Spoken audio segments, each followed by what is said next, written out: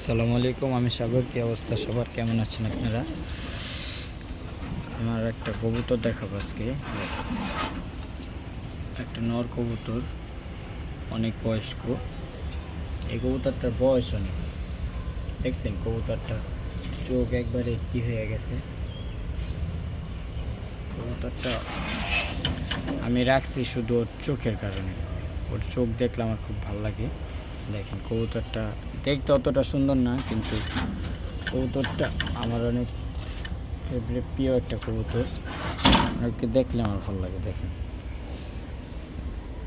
ওর চোখটা দেখলে আমার খুব ভালো লাগে, এই কারণে মূলত রাখা। কবুতরটা মোল্টিংয়ে আছে, মোল্টিং ঝাড়লে আরও সুন্দর হবে। এই কবুতরের একটা বাচ্চাও আছে আমার বাসায়, প্রায় সেম ওর মতন হয়েছে, বাইরে আছে। তো নেক্সট ভিডিওতে দেখাবো নি। দেখেন দেখতে অতটা সুন্দর না, কিন্তু আমার খুব ভালোই লাগে কবুতরটা। আর কি ফাটা মুসলদম, ঠিক আছে। এটা নর কবুতর,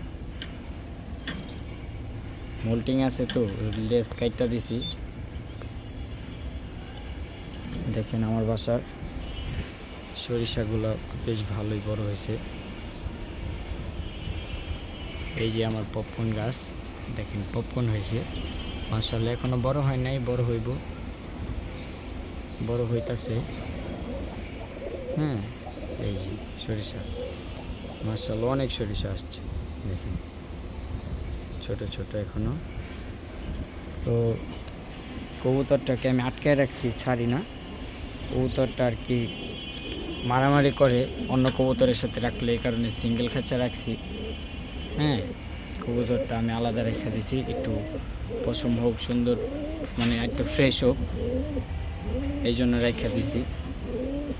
দেখেন মাদি বের হওয়ার জন্য কীরকম করতেছে।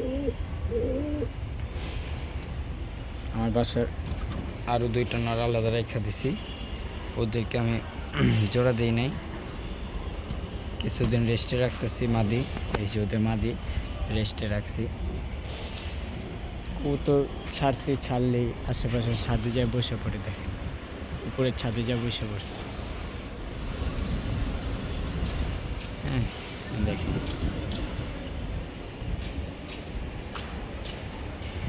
তো সবাই ভালো থাকবেন, সুস্থ থাকবেন। ভিডিওটা এই পর্যন্তই। আল্লাহ হাফেজ।